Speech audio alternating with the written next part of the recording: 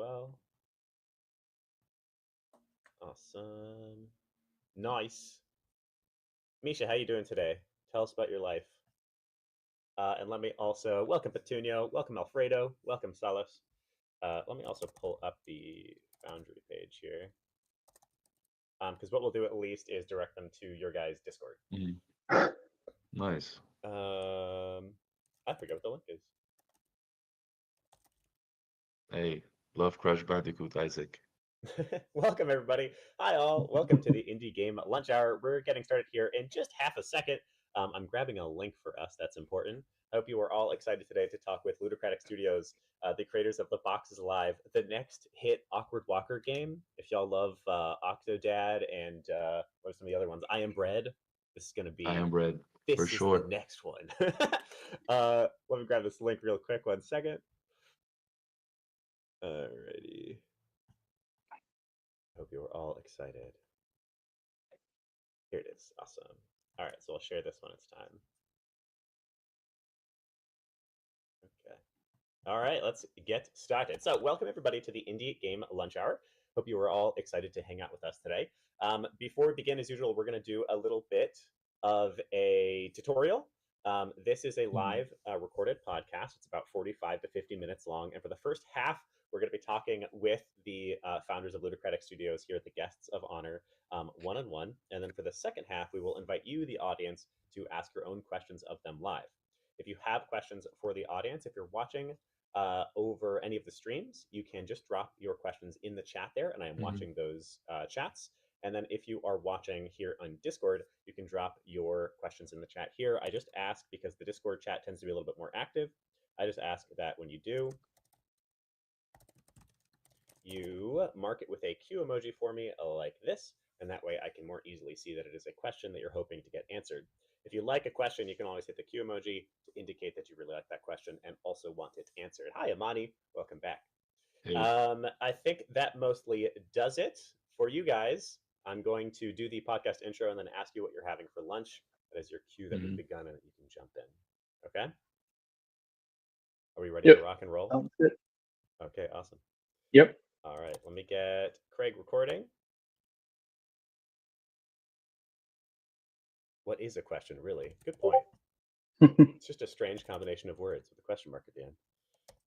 All right, and the soundboard. And let me pull up my intro outro because it has changed a bit. And for those who are wondering, Tim is going to continue to co-host with me, but unfortunately his cat had a veterinary emergency, so he's not going to be here today, which is sad. Everybody pray for Tim's cat. Actually, put in the chat right now. I don't know what you would say. Good luck for Tim's cat. All right. We are ready to rock and roll. Here we go. I'm going to get us started, and then we'll jump in. Hey. Welcome, game dev. Wait, what the heck? This is the wrong one. Hold on. Un momento. All right. Oh, it's a bit of a process, isn't it? All right, here we go.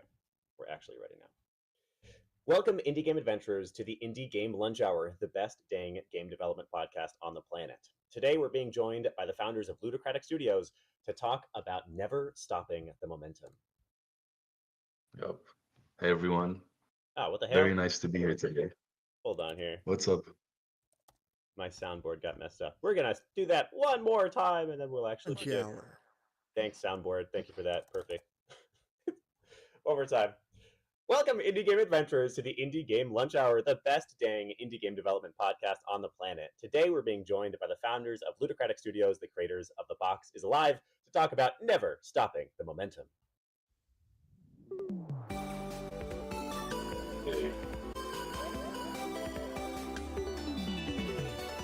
The Indie Game Lunch Hour. In our live magical podcast, we give game developers the chance to hear stories of breaking in from real indie developers, as well as directly ask them questions about their areas of expertise in the second half of each episode. This is a mostly unedited recording of a weekly event we host in the Indie Game Academy Discord, Wednesdays at 12 p.m. Eastern Time, so we invite you to come by and join us for the next one. We're your hosts, Willem Delvendahl, headmaster of IGA, and the Wizard of Games, and not Tim today. Tim has a veterinary emergency, so everybody pray for Tim's cat. Instead, I'll be rocking this one old school on my own with the three founders of Ludocratic Studios. So, joining us today are those founders. We have Nabil Ueda, Teja Batar, and Kito Jang, the founders of Ludocratic Games, and one of our three Foundry teams for the indie game Foundry, creating the game The Box is Alive. We're going to be talking about never stopping the momentum in indie game development because the game industry can be a little tiring. So, guys, welcome to the show. What are you having for lunch here today? I'm having ground turkey and eggs today. High protein. You bulking? Yep. Uh-huh. Definitely. Yeah. Teja, Kito, what do you got? I'm gonna figure out what I'm gonna have after this podcast. For now, I'm happy with the coffee. That's good. Coffee's great. For me, it's No, go ahead, Kito. so for me, I had some dinner. I had some Yes. chicken soup. Yeah, Kito is now joining us directly from China, so y'all are getting the international hookup. We are Yep. an international conglomerate. Congratulations, guys, you've done it. International Awesome. team. Yes, indeed. Very international team. Absolutely. Yeah. Well, welcome to the show, guys. So this is the second time that we've had you on the podcast, and it is a pleasure to have you back. As I mentioned at the beginning of the episode, the Ludocratic Games team is one of our three Foundry studios. The idea being that they are a brand new indie studio made of people who haven't worked professionally in games for the most part yet, and are attempting to make the indie reality, the indie dream come true for them. So I think actually before I ask you the typical starting question, I'd love for you to give us a little pitch on what The Box is Alive is. What are you guys making? I would say The Box is Alive is a physics-based platformer where you play as a cardboard box trying to deliver itself because in this universe, Amazon has shut down. So there's nobody to deliver your packages anymore. Oh, no. And there's no Norman Reedus like Death Stranding. So the box has to find its own way to deliver itself back to its people. Yeah. A true... Fully physics-based. Uh-huh. Sorry, go ahead. I was going to say a true dystopia where Amazon doesn't exist and I can't order Exactly. unimportant things every day. Yep. Like who's gonna ship But hey, toilet don't paper? worry. Box is gonna come flying to you. The box is going to deliver. Hey, don't worry. The box is alive.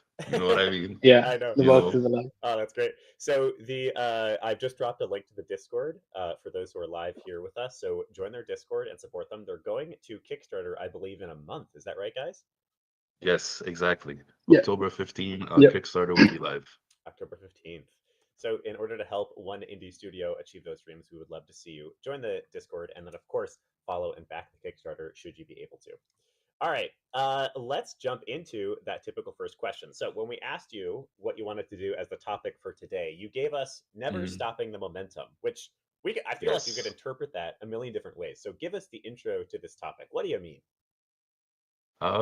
Like this is what I think of it when I say never stop the momentum. Like this is maybe can be geared towards everything in life. I don't know if I sound really deep, but basically you have to show up every day. You have to really show up every day, development, getting stuff done, making sure the team is hyped up, on track, working on the game. I feel like a lot of games nowadays, when you work with teams, like you get started on something, but then the idea dies out. Like we have to all show up if we want to really make this happen. And I think that's where like don't stop the momentum comes in. Like definitely don't burn out, but definitely show up every day to keep working on the game. Even if you're not gonna do much, show up every day to talk to the team, make sure everyone's doing well, keep the momentum going. You know, that's how I feel about this topic. I don't know how the others agree, but like this is how I feel about it. So it is, in your words then, this is the statement, never stopping the momentum, is about indie game development, indie game founding, and for that matter, pursuing dreams of any kind, and making sure that you can continue despite, of course, the difficulty of a venture like this. Is that true? Yep. Okay. Kito and Tatum, anything you want to add? Yeah. Yeah, I agree to some extent, but I've got a different perspective on this. Like when we discussed about the topic, the way I see it is never stop momentum need not mean keep doing work every single day like you're supposed to do. but Mm. rather it's like, there were days in the initial part of our development, there were days when we used to, full on go throttle the thing, Yep. and for days together we'd stay on calls for hours together. We'd spend overnights to meet deadlines and stuff for the showcases, for playtests, get the build ready. And we used to enjoy that. Like, don't get me wrong. But from what I've observed, once we've achieved that deadline, the burnout comes in, and there's a You delay. slow Like down. there's a Yeah. slump in form for a bit. Hmm. And if you kind of weigh things together, at least right now I can say that we found a sweet spot wherein we try to get in some amount of work on a consistent basis. It could be something as big as, if we've got 10 things ticked out of a checklist today, tomorrow it could be just two, but keeping that ticking kind of helped us to, never lose that motivation and interest. And Mm. I'll be quite honest, like in this setup, being the indie founders working part-time, trying to bring on people, who are willing to do volunteer work, finding the right people. Considering all this, there could be a lack of, motivation at some points. But I think like that is the main thing that we require to keep pushing. That motivation somewhere. And the good thing about having three of us is, even if two of us are kind of, feeling low, feeling not motivated for a few days, the other one's like, guys, come on, we got this, let's do it, let's pick it up. Yep. So that's how we maintain to keep taking the momentum. And I think like that sums up more regarding, never stop the momentum going, because that would risk you not, getting back to the project at all.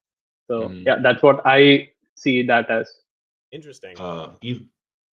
Sorry, go ahead. It brings to mind, so there's a stat that I looked up a long time ago, which is the correlates the likelihood of a founded company, of a new company, succeeding against the number of founders. So in general, the highest likelihood for a company to succeed when it comes to the number of original founders for that company is 2 founders, followed pretty closely actually by 3 founders. So 2 and 3 seem to work well. And then third place is 1 founder, and it's actually a pretty steep drop off. Solo founders do succeed more than 4 plus, but they do succeed a lot less than 2 or 3. And then 4 plus is a significant drop off. 4 plus works very infrequently. So it's kind of interesting what you're pointing out, which is that I think part of what you said there, Teja, is just the power of supporting one another. Because inevitably our weaknesses, inevitably we have weaknesses, I suppose. And so inevitably we're going to individually have dips in motivation and in perpetuating the movement, the momentum of our startups. And so by having these co-founders, and even if they aren't official co-founders, even if it's just close collaborators, you wind up having people who manage to be strong and high during your dips. And therefore you can always keep that momentum moving forward. Does that sound about accurate? Yes, and I just want to add one thing. Since you brought it up, though we three are the founders of Ludocratic, but I think the core members include our animator, our environment artist that we brought on recently, a UI artist, and these people, they radiate the energy. Like once again, on the risk of sounding deep and cliched, whenever we kind of hit a slump and we are like, damn, it's been too much work, and maybe we kind of want to divert our attention on something else or take a few off days, we see our animator post some some new work, new animations. Then we see our environment artist sharing his updates, like hopping on a call, just seeing his energy, seeing his passion towards the project. It kind of gives that kick you need, and we're back on track again. And I think that's down to the way we function. Like it's not like we ask them like you got to do this. It's more of, okay, we have this thing to do. Let's hop on a call. Let's discuss and see what we can do, how to do, what can we do for you, and what can you do for us. Like that's pretty much it. And that what we have sensed is that ownership that you give Yes. to the teammates, that works wonders. Like Mm. you see genuine work, and it's pretty much everyone wants to prove what they can do, and it loves to be in this game dev business, and that I feel brings out the best in all of us. I love that. Yeah, I really appreciate that last sentiment, which is a sense of ownership. I think one of the reasons that a Yep. lot of people work in indie in the first place, there's less money, and in aggregate, or individually, I should say, we fail more often. We have fewer successes, even though the successes tend to be much more highly noticed than a AAA. I think indie allows us to have a sense of ownership. And on the chart of powerful human motivators, which we all focus on and learn about as game developers, a sense of ownership, a sense that this is mine, is one of the big things that winds up making something mean something to a human. So having your team have a sense of ownership for your Mhm. game, of course, brings them closer, helps them tie into the game better, and keep that momentum high. I also think it just is like it is when we're talking about momentum and keeping the morale of a team high. I think it's super powerful, as you say. Like if I'm feeling kind of crappy, and then somebody posts a cool video of how Yep. the box is alive is looking awesome, I'm gonna be like, oh, okay, all right, I got this. This is cool. Or if I'm feeling good and I'm able to reciprocate that, and I'm able to show off some cool piece of work, then perhaps I'm uplifting a team member of mine who's having their own hard day or hard period. Uh, I'm curious, Keto. Keto, for those who are Yeah. listening, is wearing a box on his head. Keto, can you tell us why you're wearing a box on your head? Yeah, I can hear you clearly. Okay.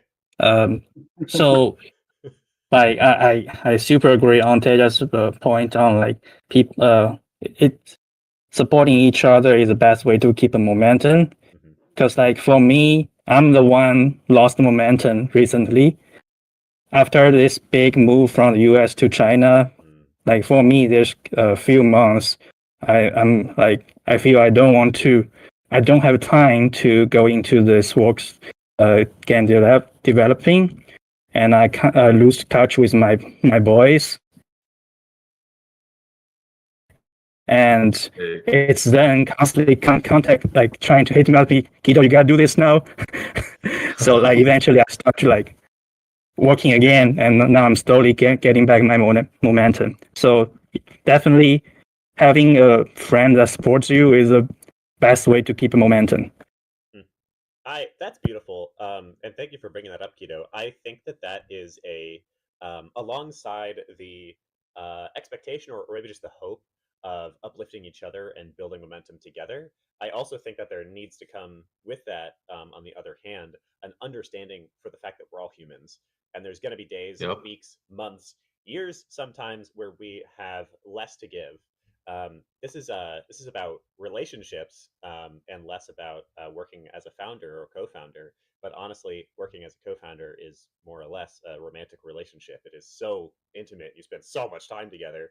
There's this beautiful exercise that I saw a couple doing that I've implemented in my own life before, where when one person is having a hard day, they describe to the other person what percent they are at in terms of personal Mm. capacity. So they'll walk in, they'll acknowledge they're having a hard day. They'll say to their partner, "I'm at like a 20% today, out of 100," meaning I don't have much today. I don't have much to give. Yes. And then in reciprocity, the exercise is their partner will say back where they're at. So their partner will say, "Oh man, I'm at 100% today. I got you. Don't worry about it. I'll make dinner tonight. I'll give you a pat on the back. Like, don't worry." But then there are moments, of course, where the partner will say, "Oh shit, I'm at 20% too." And in those moments, the reason that this exercise is potent for this particular couple is because that clearly means something has to shift, or we have to do something to uplift each other, and also probably be graceful and understanding with each other. Now, this is a really cool topic, but I want to move on a little bit. I want to talk about silliness. Mm. I want to talk about goofiness. I want to talk about stupid games, because you guys, Yes. when we first accepted you into Foundry, you guys submitted a physics-based puzzle game to us as one of your demonstrations of what you've built in the past. We thought it was hilarious. Yes. We love Fall Guys. We love a good boxes alive. That's funny. I'm already using that as an example. We love a good Hey, let's Iron go. Bread. Yep. We love a Yeah. good physics-based, silly game. Tell us a little bit about like silliness and goofiness and embodying your game with the joy that you guys feel in development. Damn. I would say like this kind of silliness for me comes from the older games we used to play growing up. Mhm. Like the games like I forgot the platform where you play as a squirrel and like there's a boss that's literally made out of poop. I damn. Conquer's Bad Fur Day. Yes, like Conker's Bad Fur. I remember those games. I remember Crash Bandicoot, where it's not intense. It's not meant to be crazy, thought out. Like even Donkey Kong, just something that's silly and meant to be fun. And I miss those vibes. I don't see that as enough anymore. So like that's what I try to bring in when I thought about the Boxes Alive. Like this is just gonna be, and like this could be a game that potentially released on the PS2 is the kind of thing I want to go for with this one. Yeah. That's just simple. You just boot it up and are able to play, and it's just fun. And like the moments you have might make you laugh. That's what I want to achieve with this game, if I'm being honest. Like, the narrative is there, but like I want you to remember the experiences you had playing. Like, oh, you broke this. Oh, you were able to spin around and do this move. Like now we're adding animations to the box. You won't see it, like hopefully we'll have it in the demo soon, but like the box has idle animations. It does silly stuff while Oh, I waiting. can't wait. It'll breathe. It'll fart from the back flaps, like if it's just waiting. You know what I mean? Like I want you to look at this game and just have a laugh. Like I want Yeah. you to smile playing this game and not think too hard. That's a feeling I miss from my childhood. So like that's what I want to achieve in this game. And I feel like it's a good sign. Like whenever we play tested live, like we went to too many games, right? We went to the IGDA showcase as well. Um, like when you see people smiling and laughing, I'm like, we did the job correctly. You know what I mean? People are liking this. And like when it comes to like the co-op physics game we made, our whole point was like to make people have to work together and see how they react. And like it was part of a study that Keto and I were part of, and like we wanted to see how strangers would act up if they had to depend on each other, and it made people laugh and be very nice towards each other throughout the process. Just because they had those moments where someone would die, somebody else would like backstab and let the other person die because they weren't there to support them. So like the silliness comes from those little moments, in my opinion, in games. Like it's not something you can script in unless you're really good at writing. But I feel like gameplay moments are where we like want to strive in creating those silly moments that people would potentially remember out of the game. Teja or Keto, you want to jump on that one? Yep. So pretty much what Nabil mentioned, like even in, let's say, even in games which are not specifically made for that purpose, or which are not, technically classified as humor. Let's say, for example, even in Red Dead Redemption, I'm a avid follower of that game, and I keep consuming content from that, like Instagram, Reddit, Twitter, everywhere. And the creative things that people tend to do in RDR2, some of it is hilarious. Like I just spend, hours together just scrolling through RDR2 videos, like online gameplay, and just random stuff that people do with the NPCs and stuff. And I feel similar to what Nabil said, that goofiness, that silliness is within all of us. We all want to, have fun trying to do that. And that's the idea, like just to create a platform for that. And I feel this game is perfect for that because, especially, you remember this, like the initial idea was not to be a funny, humorous game. Like the initial idea was to, the mechanics are good. The idea of a box moving and delivering itself are interesting. So it was more of a puzzle game where we could have some sort of a heartfelt emotional ending to the end. But after playtesting it several times in the prototype phase and later on, one thing that stood out to us was the combination of the mechanics, of the box moving and the obstacles, the levels that we had. It created a unique fusion where even when people were failing, you could see them having fun. Like, let's say they clatter into a chair, they kind of flip the table upside down completely. They're not able to break a window, but they keep getting caught in water.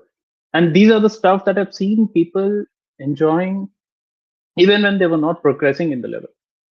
So that kind of solidified our approach, and we were like, yep, this is what we are going to pursue, this is what we are going to follow. And yeah, I'd say since then we've been working towards that to stay consistent with that. Amazing. Guido, do you want to jump in on that at all? Silliness, goofiness, having a fun time while you make games? So in the too many games, we have this one player. He's stuck on this platforming like rollers, and he trying to jump on multiple times. And when he plays it, his friend is like on background and watching him play. And this moment is also the moment I want to create. Like one guy is playing, trying very hard, and other guys is watching as entertainment, and also like encouraging him to be that level as well. I think that moment is also very funny and interesting. Yeah. Yeah. Absolutely. So I want to build more moment in our game to like recreate or make other people can feel that as well. Yeah. Yeah, I think this is everything that I just heard from the three of you, I think really deeply echoes what the vast majority of game developers feel. The reason that we're here, the reason that we make games is because something affected us at some point in our lives, Yeah. and we want to give that to players in the future.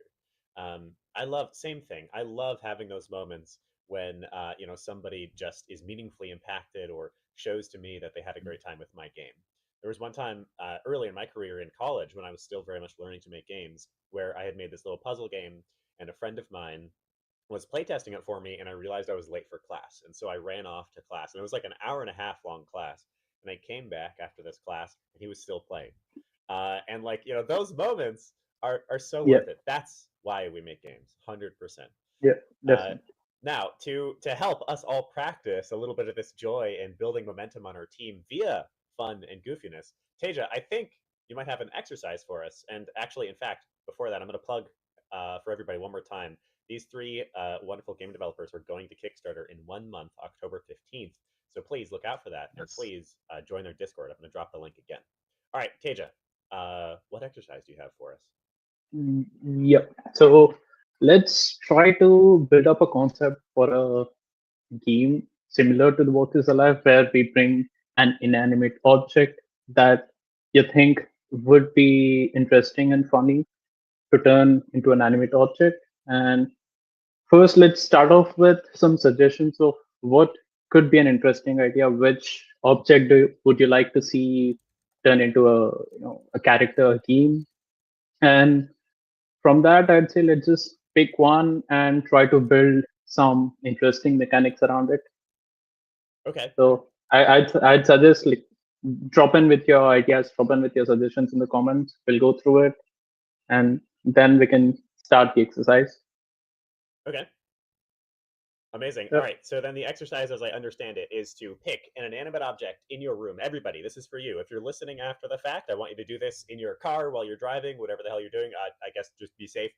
If you're listening right now live with us, do it in your room. Pick an inanimate object and then brainstorm a game surrounding that object. So write us out in the chat a game concept and get creative with this. If y'all have a freaking Yes. 4X game based on a coffee cup, Yes. I want to hear it. If you have a sick 3D branching ending narrative adventure based around what do we got? What do I have in my room? A journal? I don't know. Tell me. Put it in the chat for us. Give us a little pitch, a sentence or two of the little pitch, and this will help you practice a little bit of this momentum through silliness. Teja, should I start? Yes, I'd say I'd get some suggestions from you. Let's start off. Meanwhile, we are already getting some through the comments as well. Okay, sweet. I have this is I'll kick us off. If you're listening, you can't see this, but I'm at Hey, MetaConnect this week, which is revealing some of the stuff that Meta is doing with their game, since I'm working on a Meta game right now. And we got given this swag. It's a llama with an Oculus headset on. It's a little like Hey. plushie, and that feels like a video game character right there to me. I feel like this would be a goat simulator like, but like multiverse themed. oh, Yeah. Yeah. Yes. yeah, that's interesting. Going through different dimensions and stuff. I've seen someone mention a car tire and a wheel. Ooh, okay. Is it? I would love to know if it's in combination, like you'd be controlling just a wheel, like this. Okay, did he mean a steering wheel or just a wheel of That's a car? Question. Wheel of a car. I think Misha. Yeah. Also, tire, feel and free wheel. to use pen and paper Wheel of if a you car. want to Okay. draw some stuff out as well. Yeah, draw some stuff out for us. So brainstorm with us for a moment. Pick an object in your room, come up with a game concept for us. Just a sentence, doesn't need to be fully fledged, and put it in the chat for us so we can comment on it. Petunio, this isn't based on an object in a room, but it is hilarious. Doom except conflict resolution. How would that work? And like Ace Attorney, but you're talking to demons. Like, hey, don't murder all the humans. no, Misha says it's a wheel of a car, and that reminds me of something. Yeah. When I was a kid back in India, I used to see kids who play on the streets, and what they used to do is, they get these empty tubeless tires that are thrown away. They get those things, they get a stick, and they just run behind it, hitting the wheel with the stick, and just that's their entertainment. Why? And that reminded me of that. Yeah, wasn't that already like a simulator game? Who's made like Right? the extreme like Dave the Diver version of spin the wheel with a stick? That would be interesting. Cheru had a really good one. I like this a lot. It fits in your guys' game really well. In fact, maybe this is a multiverse, and you guys are just one game based on Cheru's idea here. I have magnetic googly eyes. They say a game about putting the magnets on other objects and bringing them to life. Ooh. Yep. It's like the mechanic from the most recent Mario game, where you can throw your hat onto stuff and take control of it. But that's the whole. Yeah, Odyssey. Oh, yeah. Odyssey. Nah, that is cool. Rip and tear your confidence. That's Petunio. Awesome. Misha has wheel of a car. Oh, Amani, a container of coconut oil for hair and whatnot. Amani, maybe elaborate on that game idea. How does it play? I came up with a new one too just now. Oh, tell me. I'm part of the exercise. Yeah, tell me. Basically, it's a cooperative game where one person is a phone and the other person is a charger. What do they call it? Oh, like the portable charger, power brick. Yeah. And like, okay, power bank. Yeah. The power brick is connected to the phone via the wire. You can use the wire to platform, glide on like railway through stuff, and like the phone's life is dependent on it being connected. So for some moments you have to disconnect and like rush so the battery doesn't die out, and like reconnect. Yeah, that's actually really smart. The battery slowly goes down, so there's time pressure. Yes, and you're just trying to plug your phone in before it dies. Yeah, and like you both are codependent the whole time. I actually really, that's a great idea, Nabil. That's extremely relatable. Thank you. People will think it's funny. It'll be memeable. Nice. That's maybe your next game. You can just use all the mechanics you already created for the Boxes Alive. Yeah. Awesome. All right. Petunio has, or not Petunio, excuse me, Amani has elaborated on their coconut oil idea. You're a blob moving around trying to get in people's hair. Oh wait, Warlock? Hey. That was from Warlock? Oh, maybe Warlock is just... Money also added something, Maybe you're looking around trying to get on people's head to hydrate their heads. That's interesting, yeah. Ew. No. There's like trying to steer a liquid. That sounds gross. You're on an island with no humidity at all, and everyone has very dry hair. Comes in. The box with And we can coconuts. think of some obstacles as well. Like you can't get near fire. So end level if you get near fire. Does anybody have like a super alternative game idea, like something that your inanimate object makes no sense for whatsoever, but it would just be funny, like a Final Fantasy based on a water bottle or something like that? I was thinking about a water bottle and like how you shouldn't let the air go out. Like that's its life, you know, how we all Yeah. breathe air. So like Yeah. once the bottle is out of air, it's dead. You know, like you would use it to I get under platforms. Ooh, yeah. You could do. There's a guy who does air-powered engines on YouTube that I always find really Yes. fascinating. You could do something about air-powered engines. You're getting pumped back up all the time. Amazing. Oh, The my microphone sounds favorite cool. one so far is the microphone, and the sketch is amazing. Like, it's so creepy. I couldn't visualize earlier when I read a microphone, but this sums it up properly, and I love to explore the idea. You know, a stealth game around a microphone was trying to kind of out some secrets or something like that. That would be interesting. Zeldatron, yeah, has dropped for those who are listening, Zeldatron has dropped an extremely creepy sketch of a microphone with a super creepy smile and stick legs and arms, and has said a game that uses the microphone as the core mechanic, whether it's voice control, shouting and trigger actions, or whisper-based stealth. Very interesting. We've got one more I from feel like Paper this Plate. would be cool. It would be kind of cool. We've got one more from Paper Plate, and then let's do some community questions. So Paper Plate says, you play as a keyboard missing several keys. Very type Yes. heavy of a game where you have to type in words, but you're missing certain keys, so you can't do everything yet. So jump, walk, attack, you're missing keys that allow you to do those things.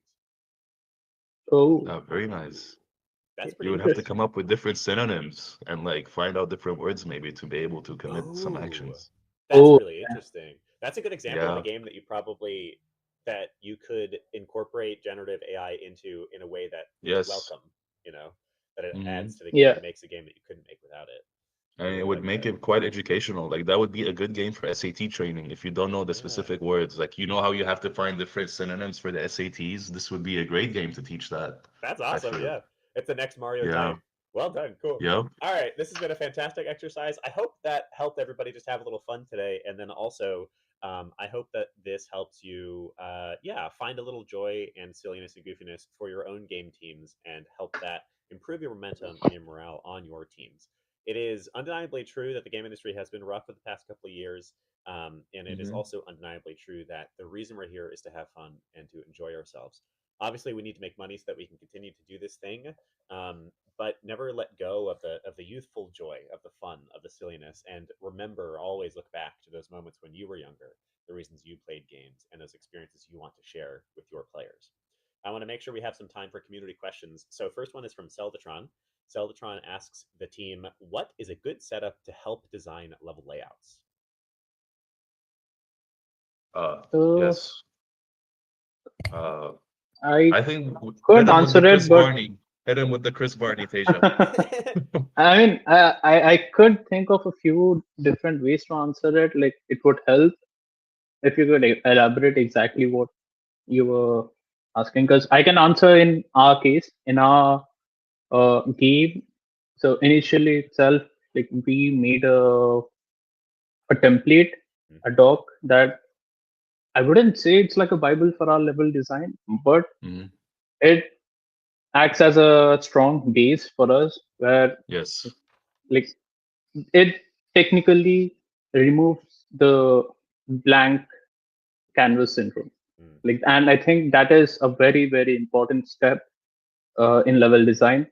Like you spend days together kind of thinking about like what do I do, where do I start, and what we've done is we made a doc of listing the mechanics that we have, Objectives and of the level. exactly per level basis we list out what mechanics are at disposal for the player, what are the what is the setting, what type of an environment are we thinking to have in terms of narrative as well, and then we plan out different obstacles that would help us, you know, maximize the usage of the mechanics, because I feel like our game is mostly about the mechanics and we want to platform it such a way that the players get to use the full potential of the mechanics, and we wouldn't want the players to go like, okay, the mechanics are interesting, but I would love to do this in the level. Like, I wish I was able to do this. And we are trying to think of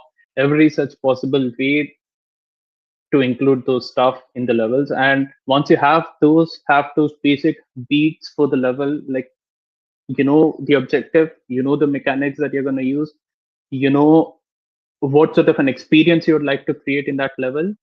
And I think having those basic blocks helps us to fill out the rest of it. And later on, obviously, through iterations, we kind of improve upon it.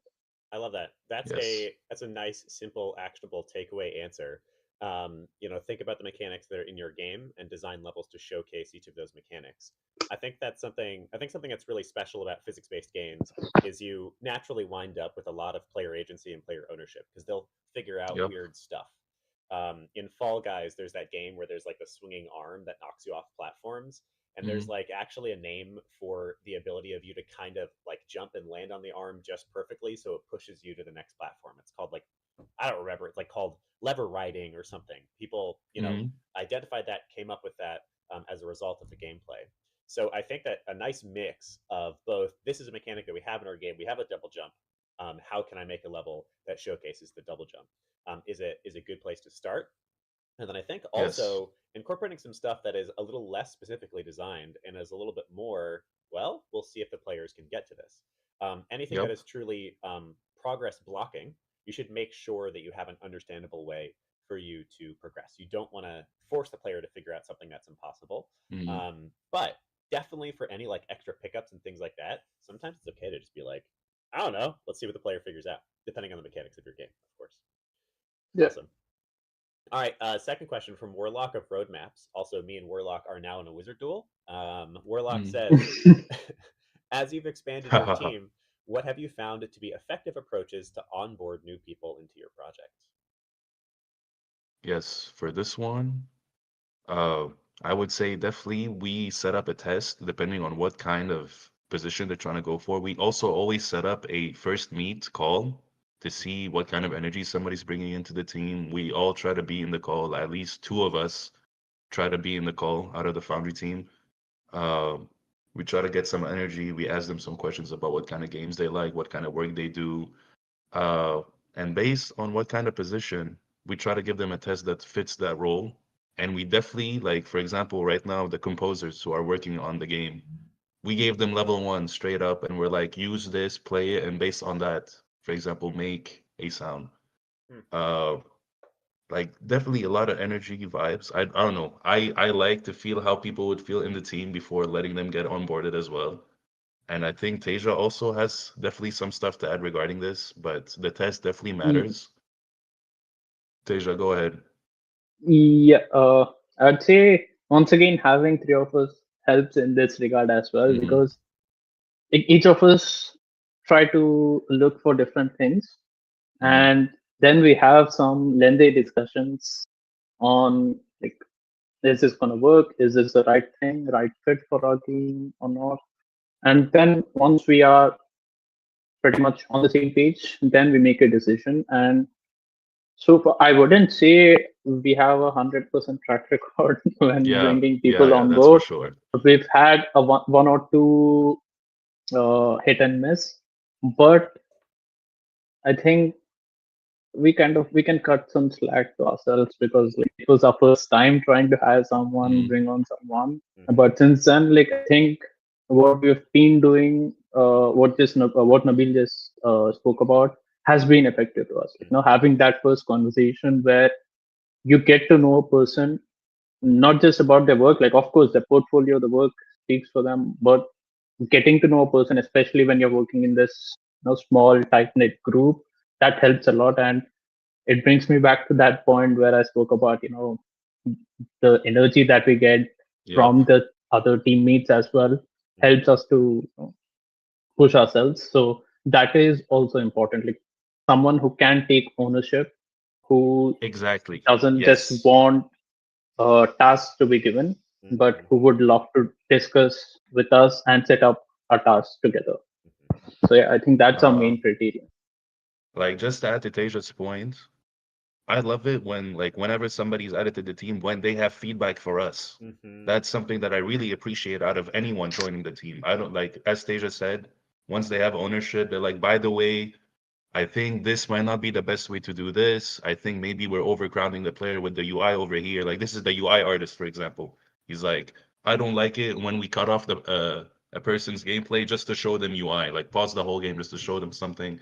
Like hearing feedback, like the fact that they have their own opinion and are not just there to please us. That's something that matters a lot, in my opinion. Like to show that you have a voice and that you own what you're doing. You know what I mean? So Yep. that is also something huge when it comes to the game. And that they're open to take feedback as well. Like, for example, the logo of the game, we were on it for a bit, but then as the game had more of an identity, we saw the logo and we're like, this is not the logo for this game. You know what I mean? And we were very honest with the UI person who's working with us. And full-heartedly, he was like, okay, great, good to know now.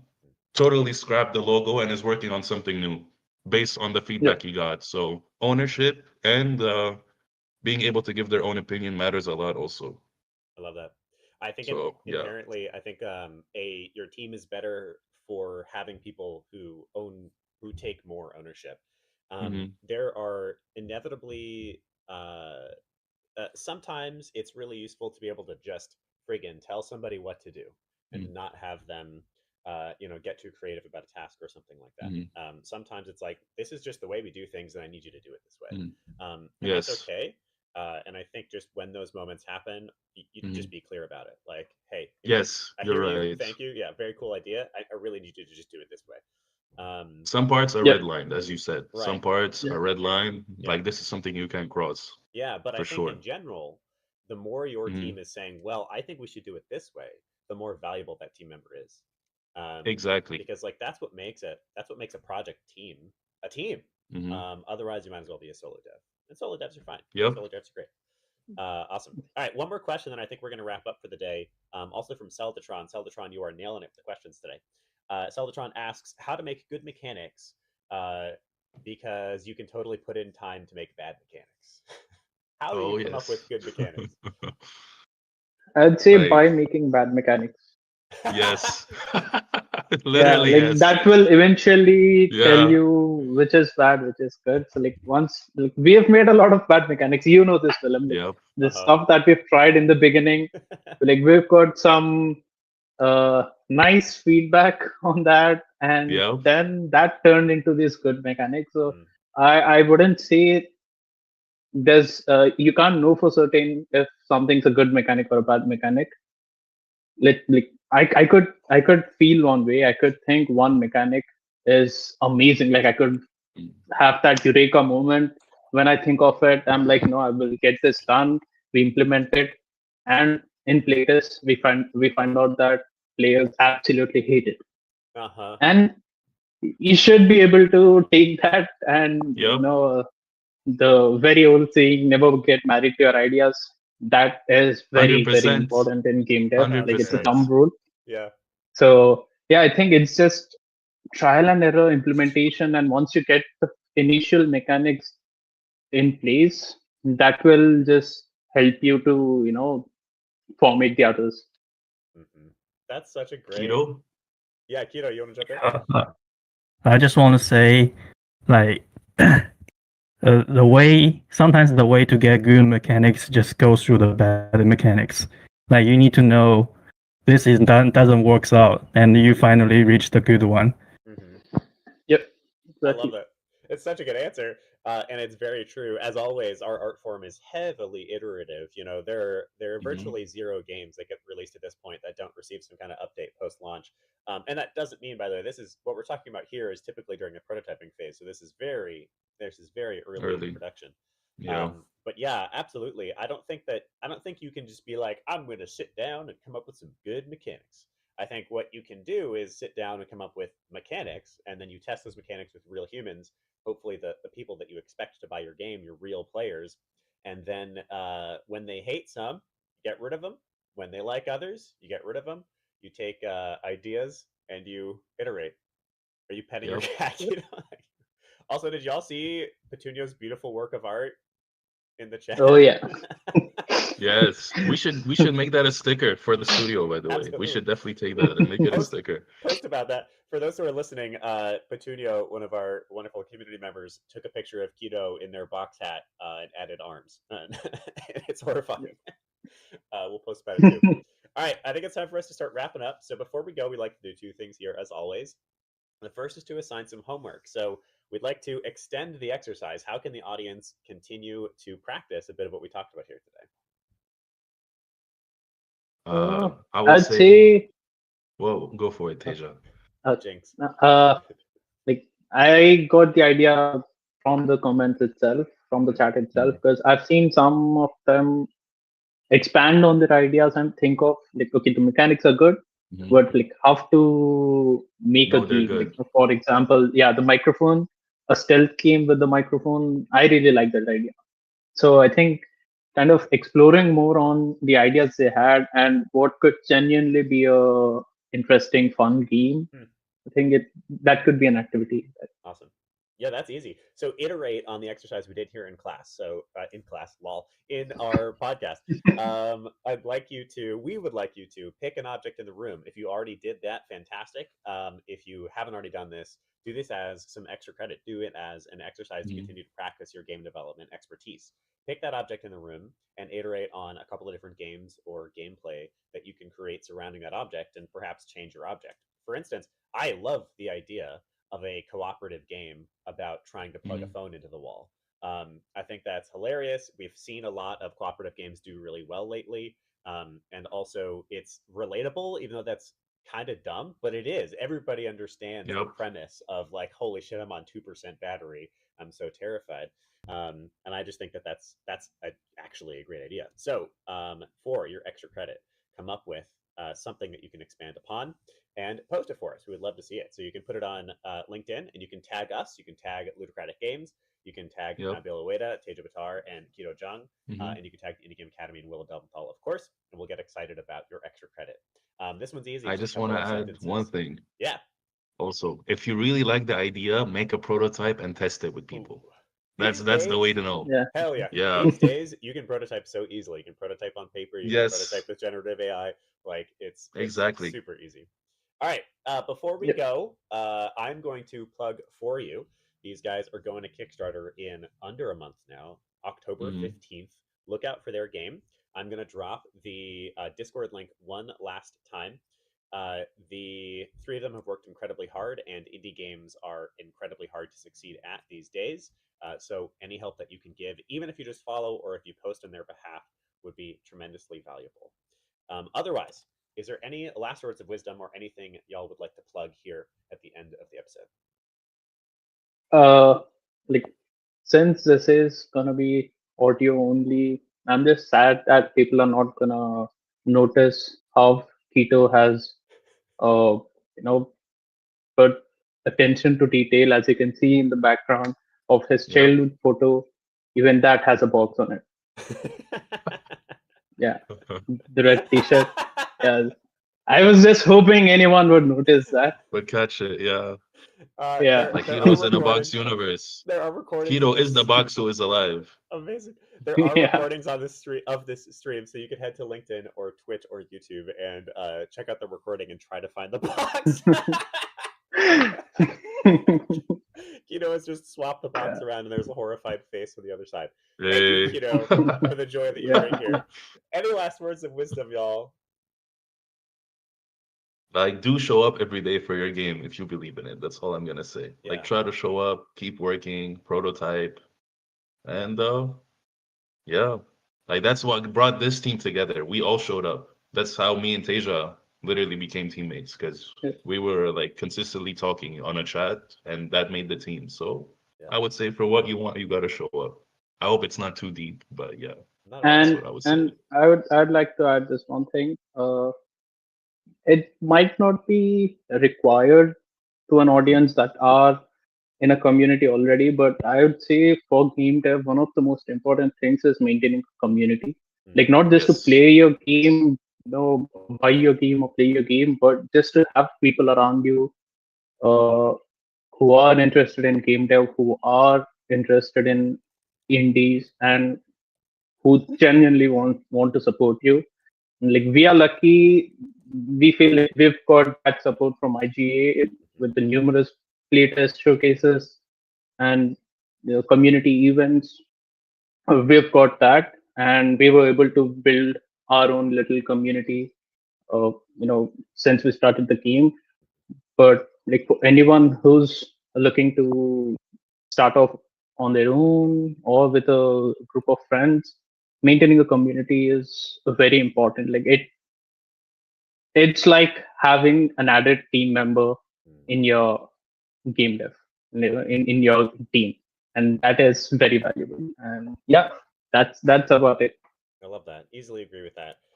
I have. I'll give one more thing here, which is we all know the game industry has been tough lately, and really the world has been tough. We're on hard mode right now. But a last little thing that I've been meditating on lately is it is a true act of resistance to pursue your dreams, to pursue your artistic dreams, despite hazy or negative outlooks. It is a true fist to the sky to say, you know what, I'm going to do it anyway. These are my dreams. I'm not going to succumb. I'm not going to bow to the negativity. So y'all got this. I love this talk. Find your community. Thank you find so your much, people. Lola. Absolutely. And we'll see everybody again next week, 12 p.m. Eastern time. We would love if you'd share this podcast around. And otherwise, we'll see you then, everybody. Thank you. Thank you again. so much, Willem. Have a good day, everyone. Thank you. Thank you, Willem. Goodbye. Game over. All right. And to those watching live, we love you. Thank you for your time. We'll see you again soon.